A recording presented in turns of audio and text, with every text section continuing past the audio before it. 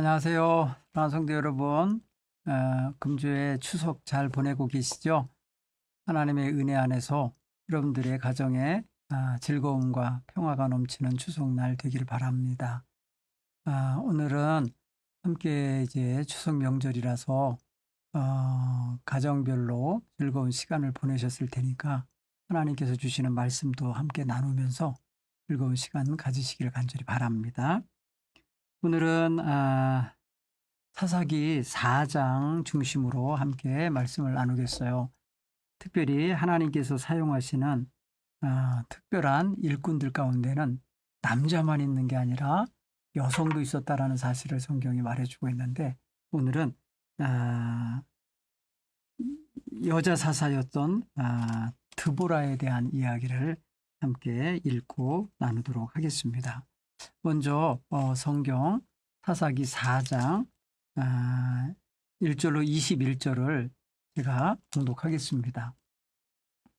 에웃이 죽으니 이스라엘 자손이 또 여호와의 목전에 악을 행하매 여호와께서 하솔에서 통치하는 가나안 왕 야빈의 손에 그들을 파셨으니 그의 군대의 장관은 하로셋 학고임에 거주하는 시스라요.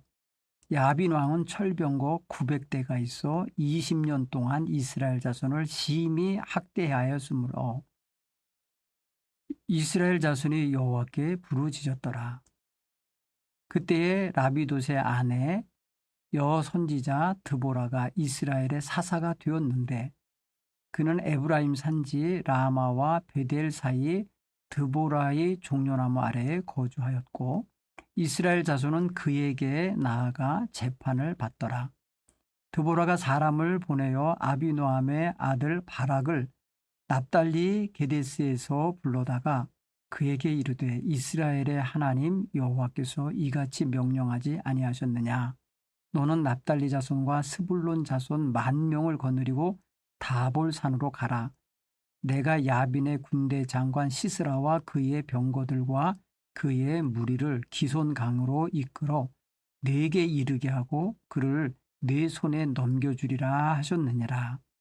바락이 그에게 이르되 만일 당신이 나와 함께 가면 내가 가려니와 만일 당신이 나와 함께 가지 아니하면 나도 가지 아니하겠노라 하니 이르되 내가 반드시 너와 함께 가리라. 그러나 내가 이번에 가는 길에서는 영광을 얻지 못하리니 이는 여호와께서 시스라를 여인의 손에 파실 것임이니라 하고 드보라가 일어나 바락과 함께 게데스로 가니라.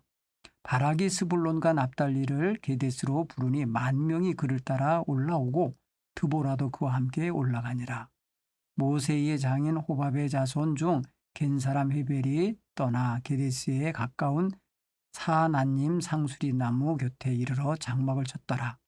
아비노함의 아들 바락이 다볼산에 오른 것을 사람들이 시스라에게 알림해 시스라가 모든 병거 곧 철병거 900대와 자기와 함께 있는 모든 백성을 하로셋 학고임에서부터 기손강으로 모은지라. 드보라가 바락에게 이르되 일어나라. 이는 여호와께서 시스라를 내 손에 넘겨주신 날이라. 여호와께서 너와 너의 앞서 나아가지 아니하시느냐 하는지라. 이에 바락이 10,000명을 거느리고 다볼산에서 내려가니 여호와께서 바락 앞에서 시스라와 그의 모든 병거와 그의 온 군대를 칼날로 혼란에 빠지게 하심에 시스라가 병거에서 내려 걸어서 도망한지라. 바락이 그 병거들과 군대를 추격하여 하로셋 학고임에 이르니 시스라의 온 군대가 다 칼에 엎드려졌고 한 사람도 남은 자가 없었더라. 시스라가 걸어서 도망하여 겐사람 헤벨의 아내 야엘의 장막에 이르렀으니 이는 하솔 왕 야빈과 겐사람 헤벨 집 사이에는 화평이 있음이라. 야엘이 나아가 시스라를 영접하며 그에게 말하되 나의 주여 들어오소서. 내게로 들어오시고 두려워하지 마소서 하며 그가 그 장막에 들어가니 야엘이 이불로 그를 덮으니라. 시스라가 그에게 말하되 청하노니 내게 물을 조금 마시게 하라. 내가 목이 마르다 하며 우유 부대를 열어 그에게 마시게 하고 그를 덮으니 그가 또 이르되 장막문에 섰다가 만일 사람이 와서 내게 묻기를 여기에 어떤 사람이 있느냐 하거든 너는 없다 하라 하고 그가 깊이 잠드니 헤벨의 아내 야엘이 장막 말뚝을 가지고 손에 가지고 손에 방망이를 들고 그에게로 가만히 가서 말뚝을 그의 관자놀이에 박음에 말뚝에 꿰뚫고 땅에 박히니 그가 기절하여 죽으니라. 바락이 시스라를 추격하여 할 때에 야엘이 나아가서 그를 맞아 그에게 이르되 오라 네가 찾는 그 사람을 내가 네게 보이리라 하매 바락이 그에게 들어가 보니 시스라가 엎드러져 죽었고 말뚝이 그의 관자놀이에 박혔더라. 이와 같이 이날에 하나님이 가나안 왕 야빈을 이스라엘 자손 앞에 굴복하게 하신지라. 이스라엘 자손의 손이 가나안 왕 야빈을 점점 더 눌러서 마침내 가나안 왕 야빈을 진멸하였더라. 아멘. 오늘 제가 24절까지 읽었습니다.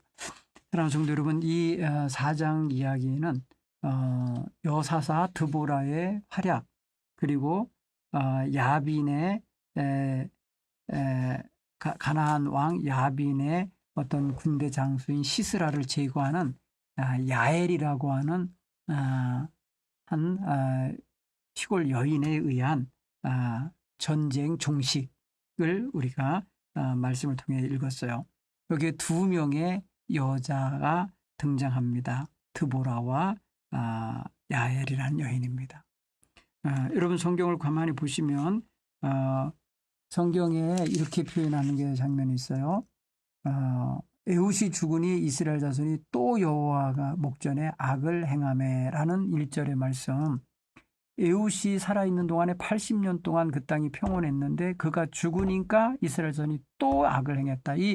이게 반복됩니다. 여러분 사사기 읽어가면서 이 첫 번째 규절 같은 규절이 많이 나와요.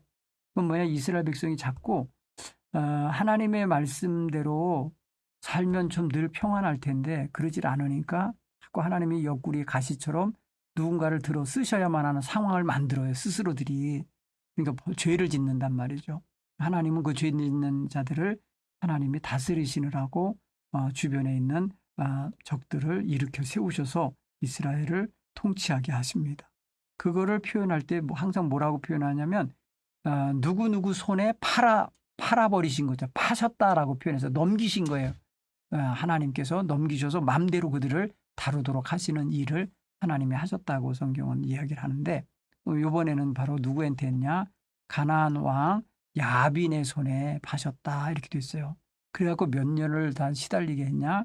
20년간 성경은 뭐라고 표현하냐면 20년 동안 이스라엘 자손을 심히 학대하였다라고 이렇게 표현했습니다.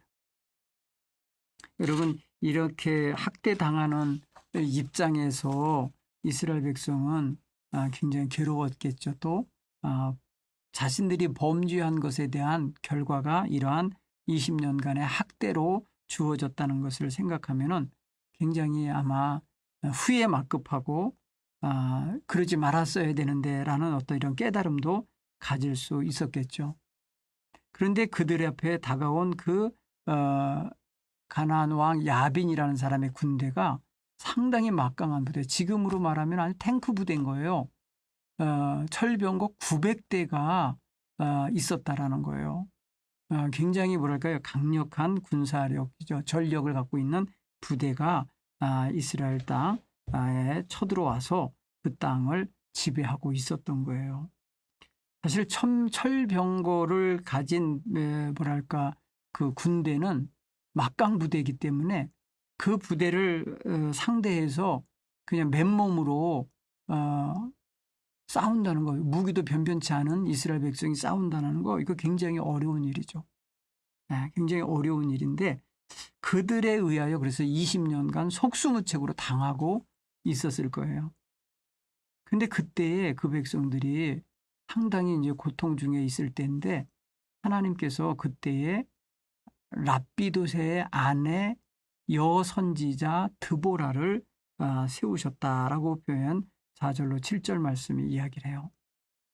여기 성경 보면은 특별히 여러분 사사기 중에서 특히 여사사는 유일하게 이 드보라지만은 이 드보라는요 사사로서 다른 사사들이 하지 않았던 일 가운데 한 가지를 더 하는 게 있어요. 그게 뭐냐면은 바로 이스라엘 백성들에게 재판을 해준 거예요.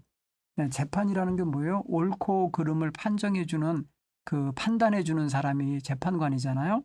우리 이스라엘 5절 보면은 에브라임 산지 라마와 베델 사이에 드보라 종려나무 아래 거기에 집을 짓고 살고 있었는데 사람들이 이스라엘 사람들이 다 그리로 와서 송사를 가지고 와서 재판을 받은 거예요. 그러니까 이미 사사로서 지내는 동안에 전쟁만을 한 게 아니라 이런 재판을 하면서 백성들의 크고 작은 송사를 해결해 주는 역할을 했던 거예요. 사실 여기서 재판했다라고 하는 재판이라는 재판관이라는 명사형이라는 거하고 그다음에 사사라고 하는 단어가 히브리어에는 같아요.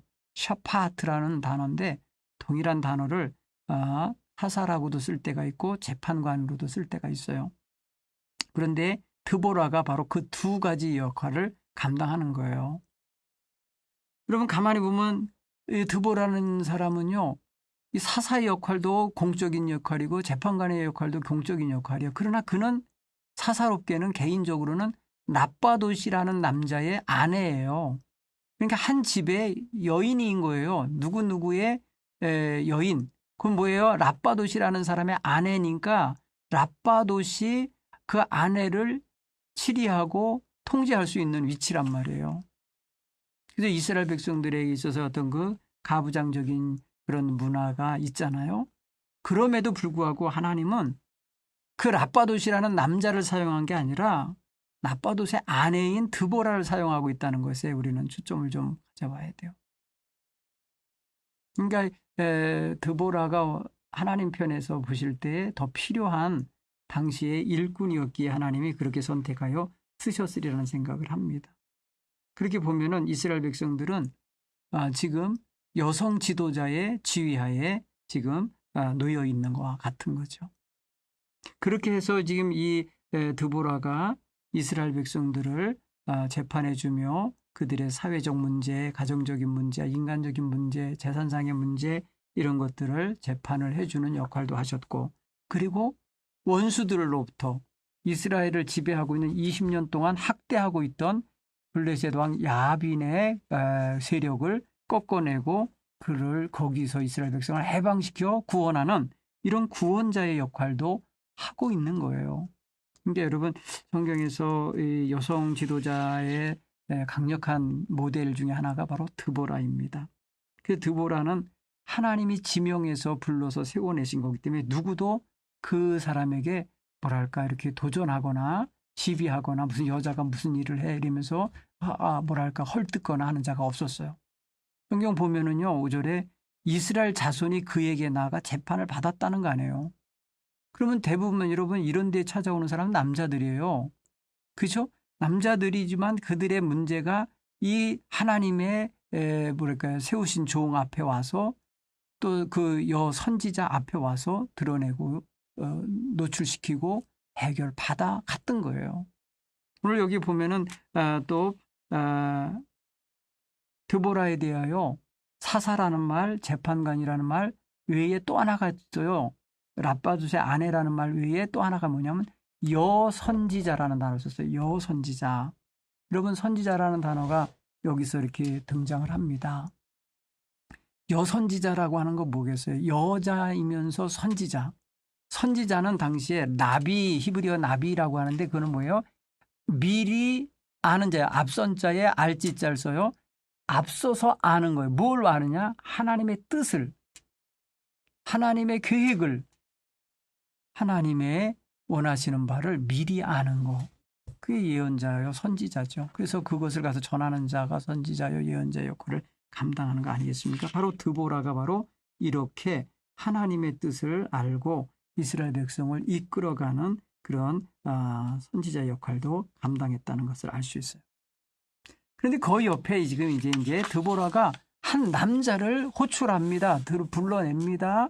그게 바로 누구예요? 바락이라고 하는 장수 하나를 불러 올립니다. 그래서 아비노함의 아들 바락이라는 사람을 납달리 땅 게데스라는 곳에서 오게 합니다. 그래서 그에게 명령합니다. 여호와께서 명령을 하셨다. 이스라엘 하나님 여호와께서 너에게 명령하시는데 어떻게 했냐? 너는 가서 납달리 자손과 스불론 자손을 군인들로 모집을 해가지고 그들을 거느리고 10,000명을 거느리고 다볼산으로 가라. 그러면 하나님께서 시스라와 그의 병거와 그의 무리들을 다 기손강으로 끌고 오게 만들어서 네 손에 붙여주실 테니 가서 싸우라. 이렇게 명한 거예요. 그러니까 군사 명령, 사령관으로서의 여기서 이제 역할을 합니다. 사사가 지금 군대를 지휘하는 군 통수권자의 역할을 감당하고 있는 거예요. 멋있죠, 여인이. 하나님의 뜻을 아니까 하나님이 이렇게 하라고 하셨다. 어디로 가라고 하셨다. 이걸 다 알잖아요. 이렇게 해서 바락에게 전달해 주는 거 보세요. 그러니까 이 드보라는 하나님과 지금 소통이 온전히 이루어져 있는 상태라는 것을 알 수 있어요. 그런데 이런 명령을 받은 바락이 어떻게 반응을 합니까? 여러분 8절에 보면 바락이 그에게 대답하길 만일 당신이 나와 함께 가면 내가 가려니와 만일 당신이 나와 함께 가지 않으면 나도 가지 않겠습니다. 여기서 어떤 인상이 느껴집니까? 이 남자가 말이에요. 그래요? 그럼 내가 10,000명을 데리고 가는 장수로서 내가 가겠습니다. 이러한 자신감과 당당함이 있어야 되냐? 그러질 않아요. 굉장히 드보라를 의존하고 있다는 걸 느끼죠. 그잖아요. 평소에도 그가 재판관이었고 그 선지자였고 그가 백성들을 이끌던 그런 위치에 있었던 걸 아니까 이 전쟁에도 마찬가지로 당신이 함께 가주셔야 됩니다. 당신이 안 가면 나도 못 갑니다. 당신이 가주시면 나도 가겠습니다. 이렇게 말하는 거예요. 여러분 이거 바락이 하는 이 말 속에서 드보라에 대한 의존성, 드보라에 대한 물론 권위 인정도 되겠지만은 의존성이 더 강한 거예요. 반면에 이게 뒷면으로 보면은 하나님이 전하신 명령에 대한 그 확신이 덜한 건지도 몰라요. 그죠? 왜냐하면 이렇게 할 것이다라고 하는데 드보라는 안 가는데 드보라이 사령관 안 가는데 나 혼자 가서 어떻게 하나 하는 데서 와지는 어떤 그 두려움도 있는 거고 그 승리에 대한 확신이 없는 것 같은 인상도 받잖아요. 그런데 보니까 드보라가 가면 간다고 그래요. 드보라가 간다고 하니까 그건 또 뭐예요? 드보라가 가면 당신이 가면 승리가 있을 겁니다라는 확신이 또 있는 거죠. 드보라 당신이 같이 가주시면 우리가 승리할 수 있습니다. 이런 거를 믿는 거예요. 그러니까 이게 지금 양가의 감정이 있는 거예요. 혼자 가기는 두렵고 아주 훌륭하신 하나님의 종이 같이 가면 안심이 되니까 갈 수 있고 따라가는 입장이 되려고 하는 거예요. 주도적인 입장이 아니라 수행하는 입장이 되려고 하는 거예요. 여러분 여기서 우리가 좀 신앙자의 초점을 한번 잘 자기 자신의 위치에 좀 선정하고 자기 자신을 이렇게 이해하고 드러나 보일 때 내가 지금 하나님의 뜻에 따라서 자율적으로 하나님 명령에 따라서 자원하여서 일할 수 있는 사람인지 아니면 누가 시켜야 하는 사람인지 아니면 누가 같이 해줘야 옆에 수행하는데 보조자 역할을 주로 하려고 하는지 자기의 형태도 볼 수가 있을 것 같아요. 그러니까 바락이 이 전쟁에 대한 승리를 하게 될 때에 그러나 영광은 얻지 못할 거다 그러면 이번 이 가는 길에서 네가 영광을 얻지 못하리니 이는 여호와께서 시스라를 여인의 손에 파실 것임이니라. 넘겨주는 걸 파신다고 자꾸 사용을 합니다. 그러니까 여인의 손에 넘겨줄 것이다 라고 하는 거예요. 그게 바로 앞에 나중에 나오는 야엘이라고 하는 여인이 등장할 것을 이미 벌써 보고 있는 거잖아요. 여러분 드보라는 앞일을 보고 있습니다. 이 전쟁의 승리도 보고 이 전쟁의 영광이 누구에게 돌아갈 거라는 것도 알고 다 지금 시작도 하기 전에 벌써 다 알고 있어요. 이게 바로 선지자의 모습이라고 여겨집니다. 드보라와 바락이 이제 전쟁을 수행하게 되죠. 그때 보면은 저들이 무슨 커다란 칼싸움을 했다든지 창싸움을 했다든지 피 튀기게 싸웠다든지 하는 그런 내용은 별로 없어요. 하나님께서 그렇게 하셨다고는 성경 표현하게 하셔요. 그럼 14절 이하에 보면은 일어나라 이는 여호와께서 시스라를 내 손에 넘겨주신 날이다. 여호와께서 너의 앞서 나가지 아니하시느냐 하는지라. 이에 바락이 10,000명을 거느리고 다볼산에서 기손 강가로 내려갔어요. 그때 보세요. 15절에 여호와께서 바락 앞에서 이렇게 표현했어요. 여러분 이 전쟁에 지금 선두주자로 달려가시는 선봉에 서신 분은 누구예요? 여호와 하나님이에요. 여호와께서 바락 앞에서 시스라와 그의 모든 병거와 그의 온 군대를 칼날로 혼란에 빠지게 하심에 이랬어요. 하나님이 벌써 바락의 군대가 누구의 야빈의 군대를 만나기도 전에 벌써 하나님이 먼저 가셔서 그 시스라가 이끄는 그 군대를 어떻게 했냐 서로 칼날로 서로 혼란에 빠지게 하셨다는 거예요. 자중질환이 일어나게 하셨을 수도 있는 거죠. 자기네들끼리. 그럼 오늘 보면 그들이 온 군대가 칼날로 혼란에 빠지게 하심에 시스라가 병거에 내려서 걸어서 도망을 쳤다. 오늘 성경 보면 그렇게 되어 있어요. 그리고 바락이 그 병거들과 군대를 추격하여 하롯셋 학고임에 이르냐. 하롯셋 학고임이라는 것이 어디예요? 바로 야빈의 군대의 주둔지였어요. 거기 본거지예요. 거기까지 쳐들어간 거예요.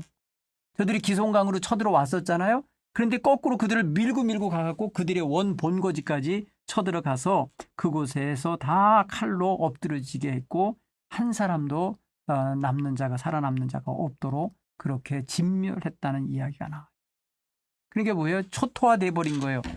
이스라엘 땅 그 기손 강가로다가 군대를 몰고 병거를 몰고 왔던 군대가 다 그냥 회파되고 도망치던 자들을 추격해서 거기 그들의 본거지 마을까지 쫓아간 거죠. 가서 거기를 다 초토화시켜 버린 거예요. 결국 뭐예요? 가나안 왕의 군대가 완전히 진멸당한 거예요.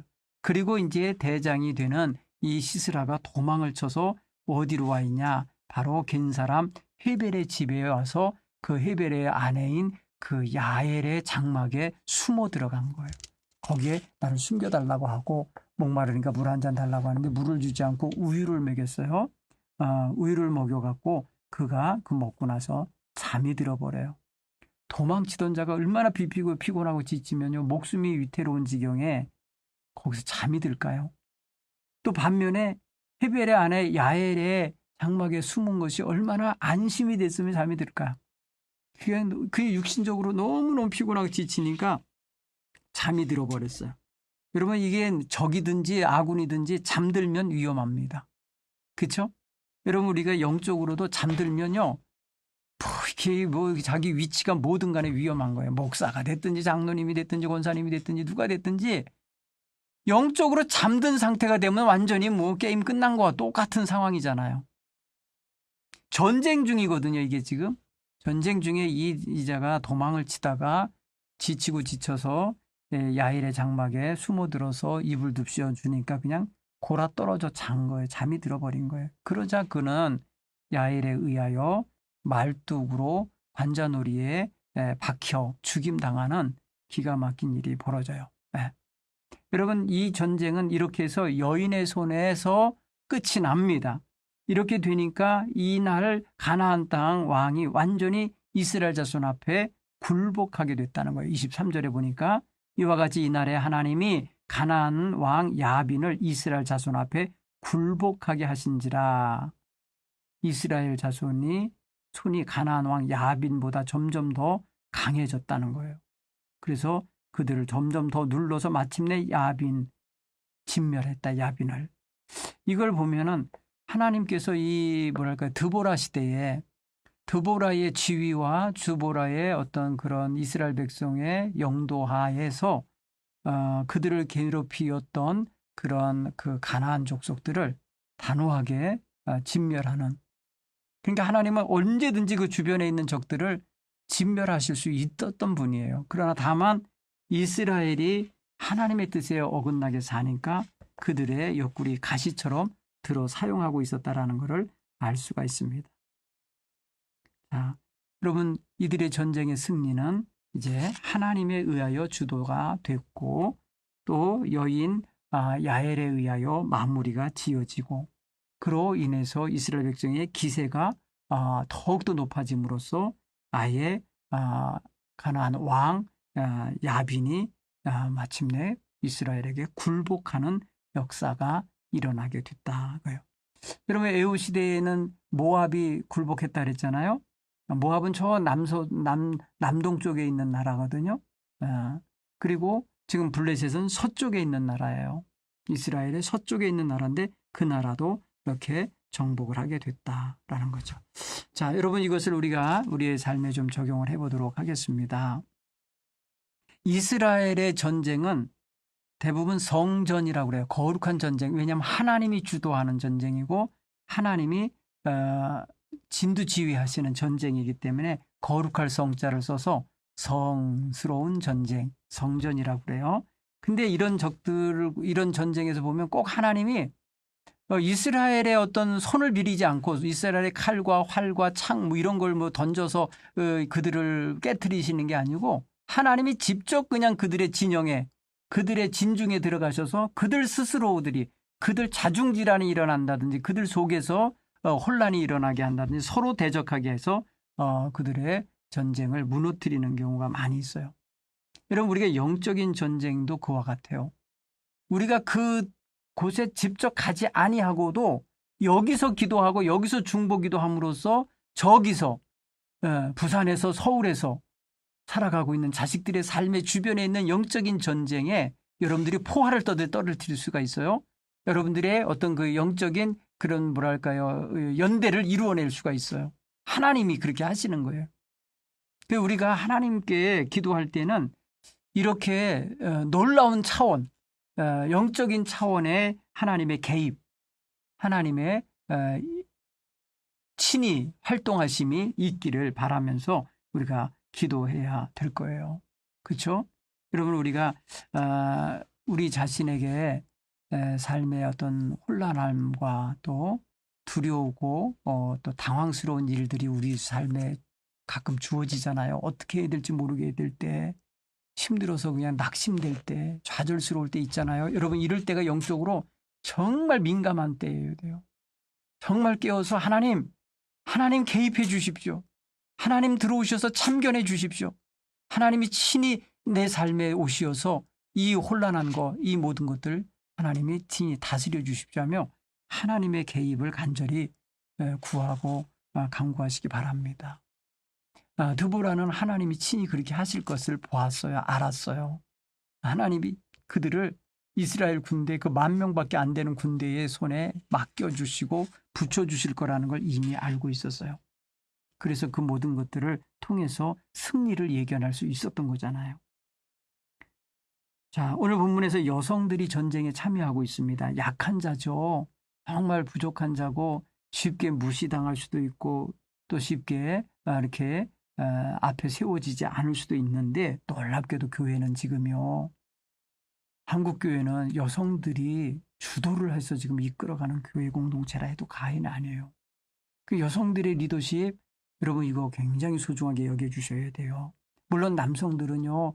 현장에서 이런저런 크고 작은 일들을 결정하고 해 나가는 데 있어서 앞장서서 일하기도 하지만 여성들의 뒤에서 뒷받침해 주시고 기도해 주시고 봉사해 주시고 지지해 주시는 게 얼마나 큰 힘이 되는지 몰라요. 남성들의 영역이 뭐 따로 있고 여성들의 영역이 따로 있는 건 아니잖아요. 교회가. 그렇게 보면은 여성이나 남성이나 하나님의 종이 되는 게 중요한 거지 하나님께 쓰임받을 수 있는 일꾼이 되는 게 중요한 거지 여자나 남자나 가지고 우리가 우열을 다퉈서는 안 될 일이라 봅니다.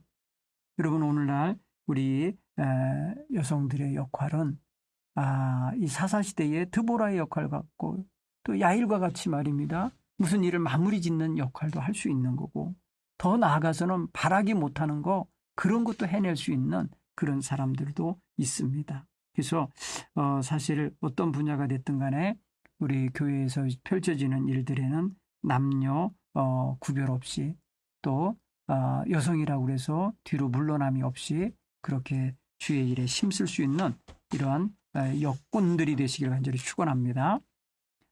그리고 이스라엘 백성들이 계속해서 범죄를 반복함으로써 찾아오는 것은 하나님의 진노거든요. 진노 속에는 반드시 따라오는 게 고통이에요.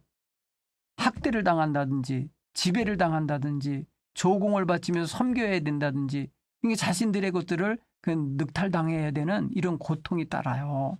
그러니까 범죄를 반복하면 심판도 하나님께서 그 범죄에 대하여 하시기 때문에 고통이 그렇게 그들의 삶 속에서 항상 반복됐던 거예요. 이스라엘은 사실 가만히 보면요. 하나님을 몰라서 죄를 짓는 게 아니라 눈앞에 펼쳐지는 유혹이 너무 강해서 거기에 휩쓸리는 거예요. 하나님은 눈에 보이시지 않는 하나님이죠. 하나님은 무슨 형상으로 만들어 놨나요? 하나님 그렇게 하지도 못하게 하시잖아요.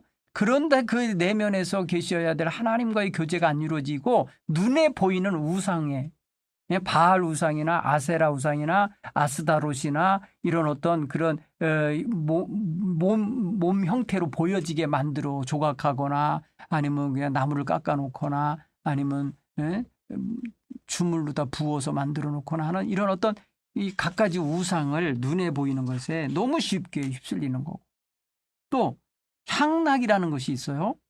이 가나안 족속들이 가지고 있는 종교 문화와 향락, 그 향락도 음란한 향락이 연결되어 있어요. 그렇기 때문에 상당히 이스라엘 백성들에게는 아주 그냥 매력 있게 보였고 아주 뭐랄까요, 빠져들게 만드는 유혹이 강한 그런 종교 문화였어요. 그러니까 이스라엘 백성이 가나안 땅에 정착하는 과정에서 제일 힘들었던 것들이 바로 그런 것들을 물리치는 건데, 그런데 시대를 보면은 못 물리치는 경우가 많아서 그렇게 학대당하고 지배당하도록 하나님이 심판하시는 이야기가 많아요. 자, 우리는 하나님 말씀을 몰라서 죄 짓나요? 우리도 가만히 보면은 하나님의 말씀을 아멘 아멘 하면서 듣고 깨달아 알고 있음에도 불구하고 아이고 순간순간 죄에 빠지고 짓는 거예요. 보니까. 그러니 여러분, 우리가 알고 짓는 죄 많아요. 그러니 하나님 앞에서 이런 것이 반복되지 않게 하는 게 신앙의 성숙함이에요. 우리 주 예수 그리스도의 십자가의 죽으심이 헛되지 않게 하려고 계속해서 자기를 책찍질하며 자기를 치는 자세를 가지고 신앙생활을 잘 바르게 해나가야 될 줄로 믿습니다. 이번 이 사사기를 통해서도 우리가 그런 거를 배워 가셨으면 좋겠다, 이렇게 생각이 되집니다. 오늘 사사기 4장을 읽었지만은 사실은 이 이야기는 6장까지 연결돼서 여러분들이 보셔야 돼요. 그 6장까지 이야기가 바로 드보라 이야기들로 연결이 되니까요.